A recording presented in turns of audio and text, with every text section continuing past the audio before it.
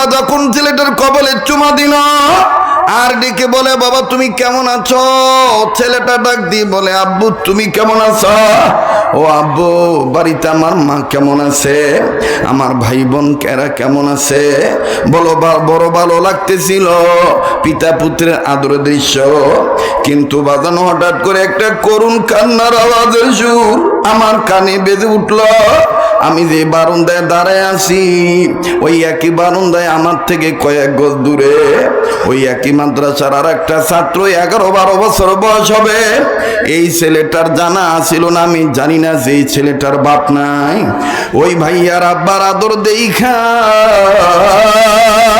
এই ছেলেটা চোখের বাণী ছেড়ে কান্দে, মাদ্রাসার বারান্দার গ্রিলের সাথে মাথা ঠেকাইয়া চিল্লা চিল্লা বলে আমারও আব্বু এরকম আমার আদর করতো,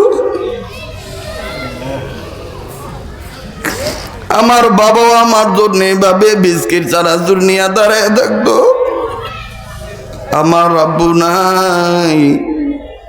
আমার আব্বু 2 মাস আগে রোড অ্যাক্সিডেন্টে মারা গেছে।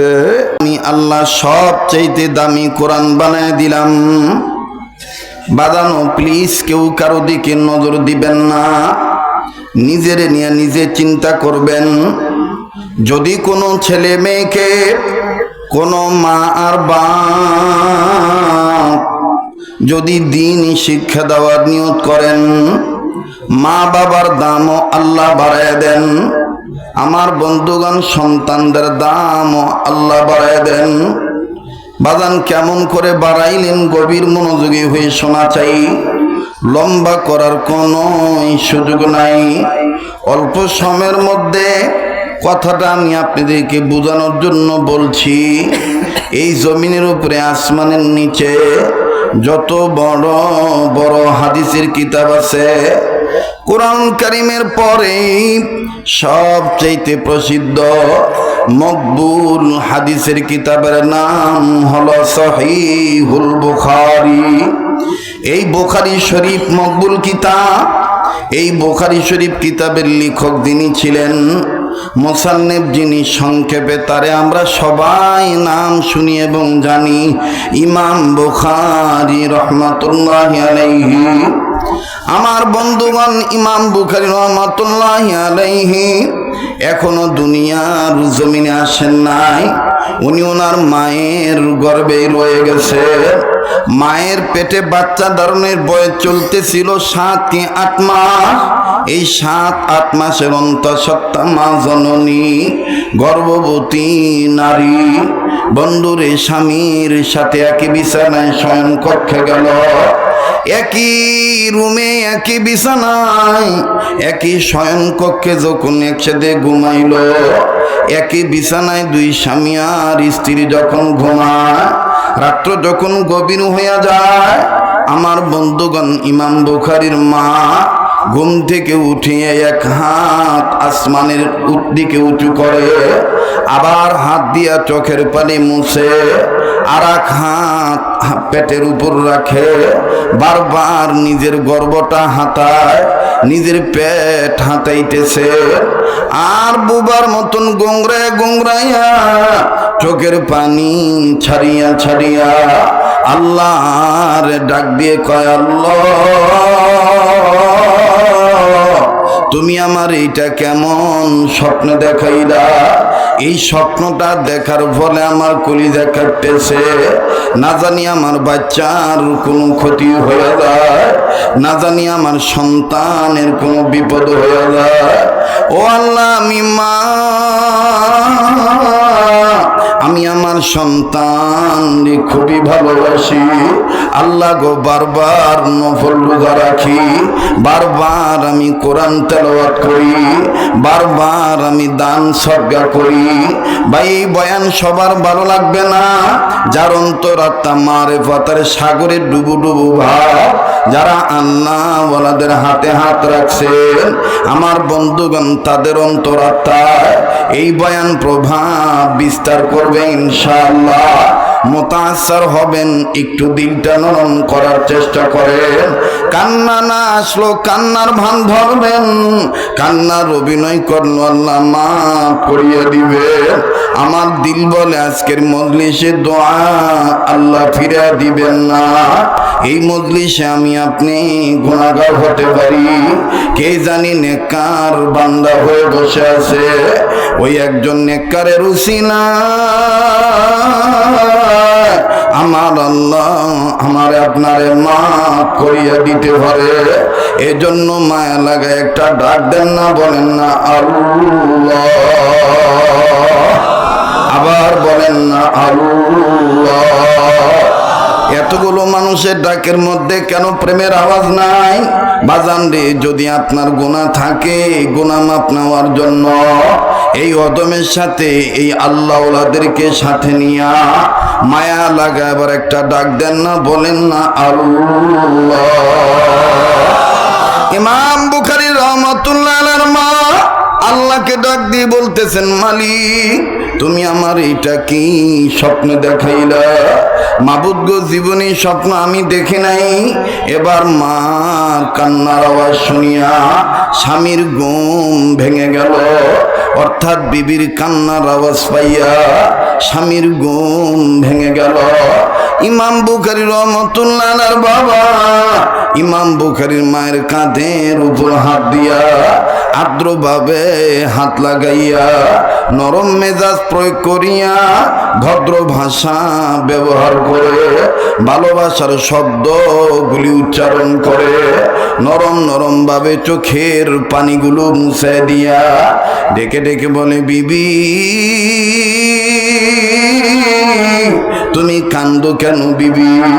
আমার জানা মতে বাচ্চাদের পেটে রাখার বয়স যদি হয়ে যায়, কোনো গর্ভবতী নারীর গর্ভের পেটের বয়স যদি হয়ে যায় 7-8 মাস, এই সময় ছেলে মেয়েদের বাচ্চাদের আকার আকৃতি বেড়ে যায়, বিভিন্ন অঙ্গ প্রত্যঙ্গ বেড়ে যায়।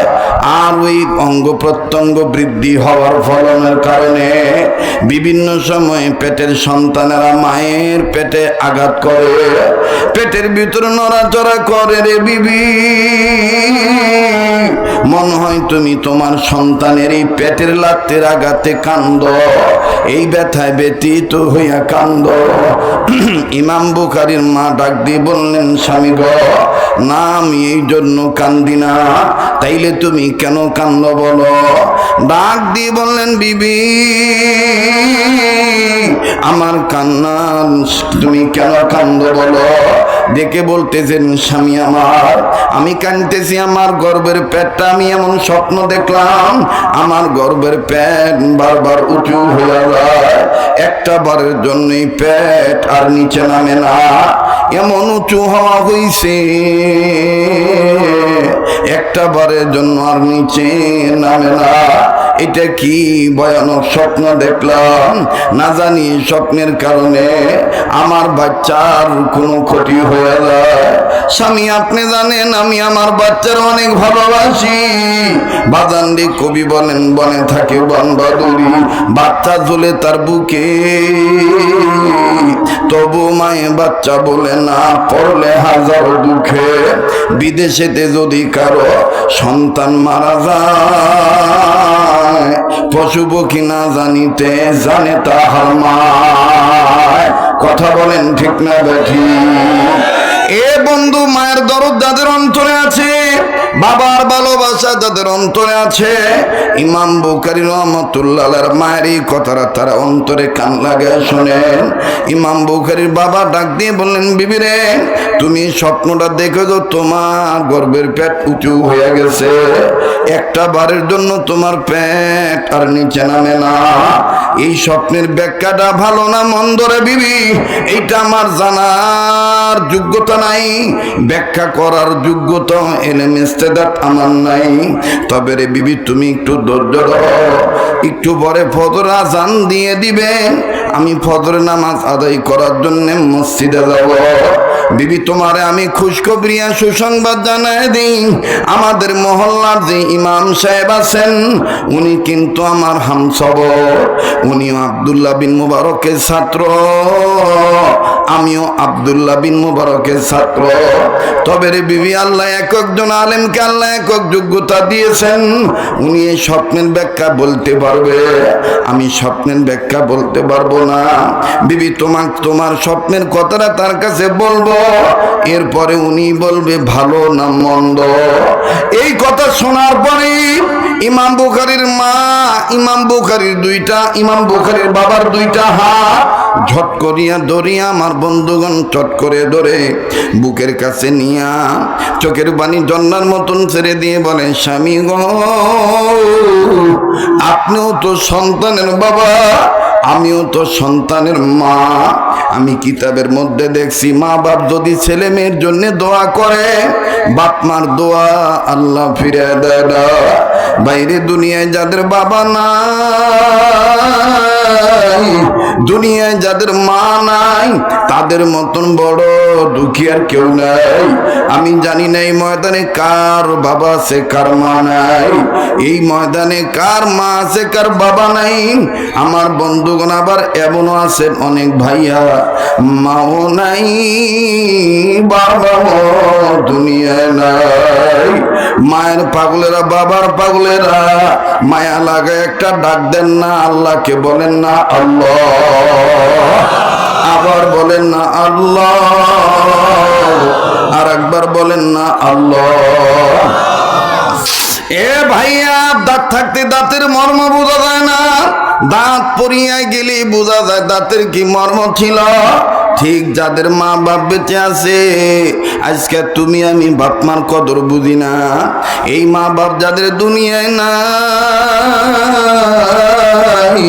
ওই ভাই বোনের কাছে যে দেখবেন, আমার ওই ভাই বোনদের, এতিম ভাই বোনদের অন্তরে বাপ হারা মা হারা কি বেদনা। আমি 1 মিনিটে 1.5 মিনিটে শুধু উদাহরণস্বরূপ একটা বাস্তব ঘটনা বলি। ভাইজান, এই সমস্ত মাদ্রাসা, ছোট বলেন আর বড় বলেন, কওমি বলেন আর আলিয়া বলেন, যেখানে আমার বন্ধুগণ এতিম সন্তানরা আছে, মাঝে মধ্যে এতিম বাচ্চাদের সাথে একটু মিশবেন, মিশিয়ে দেখবেন তাদের অন্তরে বাপ হারা সন্তান, মা হারা সন্তানদের অন্তরে কি পরিমাণ বেদনা, কি আহাজারি, কি যে যন্ত্রণা বাজানরে তাদের সাথে মিশে দেখবেন। এজন্যই তো নবী বলছেন, এতিম বাচ্চার মাথার উপরে যদি কোনো সন্তান, কোনো আল্লাহর বান্দা, আমার কোনো উম্মত যদি হাত রাখে, ওই এতিম বাচ্চার মাথায় যে পরিমাণ চুল আছে, আল্লাহ রব্বুল আমিন ওই পরিমাণ গুনাহ তাকে মাফ করিয়া দিবে। আমার ভাইরা, আমার বন্ধুরে, দেখেন তো দিকে দিলটা নরম হয়নি। বারবার বলি, দেখেন কান্নাকাটি করা যায়নি। কান্না না আসলো কান্নার ভান ধরবে। বাজান রে, এতিম বাচ্চা যারা, তাদের অন্তরে দেখেন মা বাবার বেদনা কেমন। আমি প্রায় বয়ানে বলিয়া থাকি, উদাহরণ দিয়া আমি এটা বোঝানোর জন্য চেষ্টা করি। আপনারাও একের অধিক জায়গায় বা ইউটিউবের মাধ্যমে, বয়ানের মাধ্যমে আমার বন্ধুগণ এই বয়ানটা শুনিয়া থাকতে পারেন। আজ শুধু স্মরণের জন্য বলিয়া দিয়া যায়, আসরে নামাজ পড়ার পর নিজ মাদ্রাসার বারান্দায় দাঁড়াইয়া বাচ্চাদের খেলা দেখতেছি, খুব ভালো লাগতেছে মাদ্রাসার ছাত্রদের খেলাধুলার দৃশ্য। বাজানো রোডের সাথে মাদ্রাসা হওয়ার কারণে আমার বন্ধুগণ মেন গেটের দিকে নজর দিলাম, নজর দিয়ে দেখতে পাইলাম আল্লাহর এক বান্দা একটা ব্যাগ হাতে নিয়ে বাইরে দাঁড়ায় আছে। অনুমতিবিহীন মাদ্রাসায় ঢুকতে পারতেছে না, ভিতরে প্রবেশ করতে পারতেছে না। আমার বন্ধুগণ, ব্যাগের ভিতরে ভালো করে খেয়াল করে দেখলাম, বাইরে থেকে বোঝা যায় চানাচুরের প্যাকেট, বিস্কিটের প্যাকেট, আরো অনেক ফলের কিছু দেখা যায়, নানাবিধ দ্রব্যাদি। যখন এই ব্যাগটার মধ্যে দেখতে পাইলাম, বুঝতে পারলাম এটা কোন সন্তানের বাবা হবে, কিন্তু কোন ছেলের গার্জিয়ান, কোন ছেলের বাবা, কার অভিভাবক আমার চিনা নাই, জানা নাই। আরে বন্ধু, বারবার ভিতরের দিকে তাকাইয়া ছেলেরে তালাশ করে, কই আমার বাচ্চা কই, উকি ঝুঁকি মারে। বাবা সন্তানকে পাওয়ার আগেই, দেখার আগে, বাপ পাওয়ার আগেই রে বন্ধু, যেই ছেলেটার বাবা, ওই ছেলেটা হঠাৎ করে দেখতে পাইলাম খেলা বন্ধ করিয়া দিল। পাশের ছাত্ররা ডাক দিয়ে কয়, কিরে ভাই, আজকে তুমি কি আর খেলবা না? ছেলেটা ডাক দিয়ে বলে, আমার আব্বু কয়েক মাস ধরে আসতে পারে না, ওই যে আমার আব্বু আছে, আমি আমার আব্বুর কাছে যাব। বাজান রে, ওই ছেলেটা বাবার পানে দৌড় মারলো। কিন্তু বড় আশ্চর্যজনক একটা বিষয় হলো, দিলের মধ্যে শিক্ষা গ্রহণ করতে পারলাম। আমি আপনি অনেক সময় বাবার শরীরে নোংরা কিছু থাকলে বাবারে গুদর বলি, নোংরা বলি, যাই না কাছে। কিন্তু বাজানো ছেলেটার গায়ের গেন্দি ঘামের পানিতে ভিজিয়া রইছে। আমার বন্ধুগণ, বিভিন্ন জায়গায় ময়লা ধুলাবালি লাগানো। এই ছেলেটা যখন বাবার দিকে হন হন করে বাবার পানে ছুটে চললো, বাবা মোটো ঘৃণা করলো না, একটা দৌড় মারলো ছেলের ওদিকে। ছেলেটাও বাবার দিকে গেল। বাবা ব্যাগটা নিচের দিকে তুইয়া দুই হাত বাড়ায় দিয়া আমার বন্ধুগণ ছেলেটাকে বুকে নেওয়ার জন্য ডাকে। ছেলেটা কাছে যায়, বাবাকে সালাম দিল, মোসাফা করলো, মোয়ানাকা করলো। এক পর্যায়ে বাবা যখন ছেলেটার কবলে চুমা দিল, আর ডেকে বলে, বাবা তুমি কেমন আছো? ছেলেটা ডাক দিয়ে বলে, আব্বু তুমি কেমন আছো? ও আব্বু, বাড়িতে আমার মা কেমন আছে, আমার ভাই বোন কেরা কেমন আছে? বলো, বড় ভালো লাগতেছিল পিতা পুত্রের আদরের দৃশ্য। কিন্তু বাজানো হঠাৎ করে একটা করুণ কান্নার আওয়াজের সুর আমার কানে বেজে উঠল। আমি যে বারান্দায় দাঁড়ায় আছি, ওই একই বারান্দায় আমার থেকে কয়েক গজ দূরে ওই একই মাদ্রাসার আর একটা ছাত্র, 11-12 বছর বয়স হবে। এই ছেলেটার জানা ছিল না, আমি জানি না যে এই ছেলেটার বাপ নাই। ওই ভাইয়ার আব্বার আদর দেইখা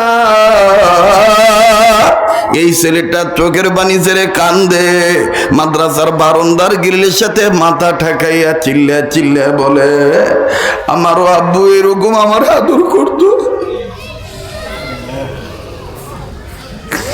আমার বাবাও আমার জন্য এভাবে বিস্কিট চারা নিয়ে দাঁড়ায় থাকতো। আমার আব্বু নাই, আমার আব্বু 2 মাস আগে রোড অ্যাক্সিডেন্টে মারা গেছে। নিজে নিজে বলে আর কান্দে। বাইরে আজও যখন বাসা থেকে বের হব, মেয়েটা ডাক দিয়ে বলে, আব্বু তোমাকে না বলছি তুমি দূরে যাইবা না, তুমি যেদিন দূরে যাও ওই দিন আমার ঘুম ধরে না। আমার ভাইরে, এমন তো একদিন আসবি, হাজারো রাত্র ছেলে মেয়ে বাবার অপেক্ষায় থাকবি, আর বাবাকে পাবে না, বাবাও ছেলে মেয়েকে দেখবে না। বাইরে প্লিজ কেউ কারো দিকে তাকাবেন না, একটু নিজের নিয়ে নিজে চিন্তা করেন। বাবা কার মা বাপ জানি কবর থেকে কান্দার ডাক দিয়ে বলে, বেটারে বিটিরে মাহফিলে গেলি আমাকে জন্য কাঁদলি না? বাবা কবর আইসা খবর পাইলাম, কোন ছেলে মেয়ে যদি বাপ মার জন্য কান্নাকাটি করে, দোয়া করে, ছেলে মেয়ের দোয়ার উসিলায় বাপ মার কবরে যাব আল্লাহ মাফ করিয়ে দিবে। ও বাপ মার দরদি সন্তানেরা, মায়া লাগে একটা ডাক দেন না, বলেন না আল্লাহ। ছেলেটার কাছে ডাক দিয়ে বললাম, বাবা তোমার কি বাবা নাই? ছেলেটা ডাক দিয়ে বললেন, হুজুর ছিল, আমার বাবা 2 মাস আগে রোড অ্যাক্সিডেন্টে মারা গেছে। আজকে কেন কান্দ?